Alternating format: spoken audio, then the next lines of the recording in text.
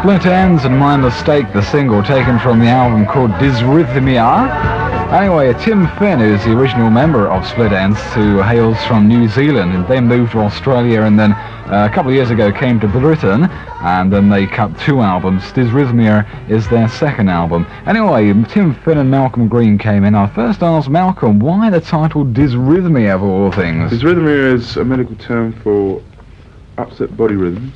Although you spell it different, and I haven't a clue how the correct spelling is. That's why it's spelled different, because we didn't know how to spell it right. That's true. But it makes you twitch, so it seemed quite apt, because our album is music to twitch to.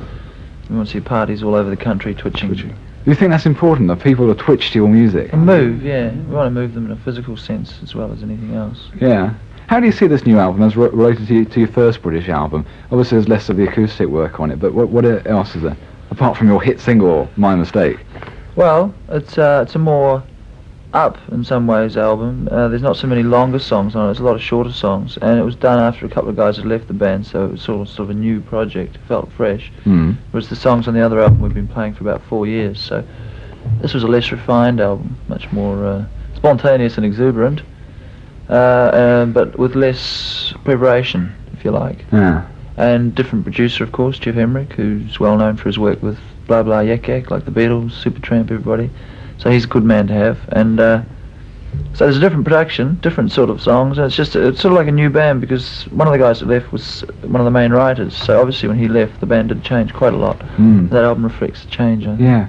Well, of course, Split Enz originates from New Zealand. It must be very strange to actually be out there, because is it sort of way out of the rock scene? I mean, you do get the Melody Maker weeks after and all the rest of it, 3 months after. 3 months after. Yeah. So it must have been very hard starting up in the first place to get to know what music was about and, what sort of competition we were up against. Sort of, although it's fairly well, you kept fairly well informed. I mean, everybody who's big here and in America is big there. It's sort of, they just absorb the whole rock, the mainstream of rock. But the less sort of well-known areas of rock you don't see or hear so much of, and also you don't get to see bands live, so your only contact is records and film, so it's quite strange. You get just the best of things coming through, really, don't you? Best and the worst, yeah. You don't get all the little interesting things that happen. But what about the colony's own rock, its own art?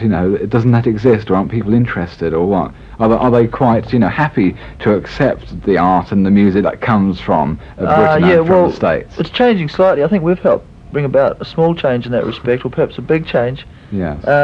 Hello. It's all happening There's a here. Fire alarm on at the moment. Yeah, don't worry about it. Lends a certain tension to the interview, doesn't it? The local thing. Well, the thing is, there's lots of bands in New Zealand. Most of them ape the overseas thing. Like the most popular bands in New Zealand up to about 5 years ago were bands that played top 20 material from overseas hit parades, and played in the hotels so people could drink and sing along, and everybody was very happy. But we started out writing our own songs, and we had a fairly extreme style of presentation, so it was very difficult initially. People have this instinctive thing in New Zealand whereby they think that anything local is bad. Yeah. And so we had to fight that, you see, because it's a New Zealand band, that can't be any good.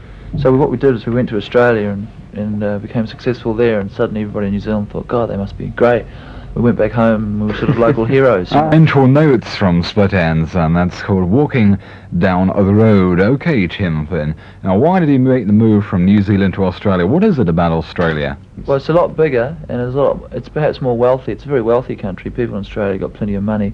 I think it's sort of a generalisation, but roughly speaking, Australia is more like America, whereas New Zealand's more like England. But that's only a rough sort of generalisation. Australia's, as I say, wealthy and sort of very, outdoors kind of lifestyle, and people there, the rock thing there is much more sophisticated. Local bands, you can sell 200,000 records in Australia if you do well, whereas New Zealand, a gold album is 5,000, so there's a rough indication, and it's just much more well-oiled in Australia. There's more money. In fact, Australia, as far as comparisons with England go, Australia is far more healthy place for a band to be in the lower stages of its career. Like clubs and pubs pay good money there, whereas here it's minimal. It's hard to cover expenses here playing a club. But then of course there's no further. You can't go very much further than that. Whereas here you've got the the golden. Yeah, I guess facilities with studios and record companies better as well. Sure. Yes. But why did you make the move over to Britain then? Well, we wanted to come here for a long time because we were very ambitious and we thought what we were doing was good.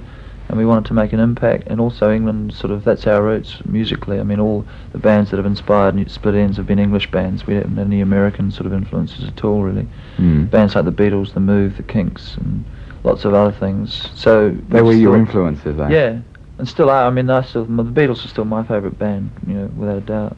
What about the image of Split Enz then? How did you get into the funny suit business?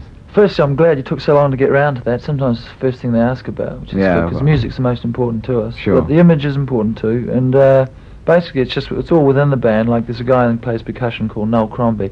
He designs and makes the costumes. He's sort of sewing into the small hours with his knitting needle feverishly, and it's good because it's all within the band. Like we have Rob Gillies on saxophone. He does a lot of the graphic things, like ads and things. He's got ideas for. So a lot of it comes from the band, which is good because I mean we are lucky with Chrysalis in that respect. They sort of respect the fact that we have these ideas, and so we can sort of come to them, and they're not saying, no one's saying to us, Chrysalis or management or anyone, no one's saying do this, do that. You know, they're prepared to accept what we come up with. So the visual side of it is very important. I think it ties in with the music, though. I don't think it's at odds with the music.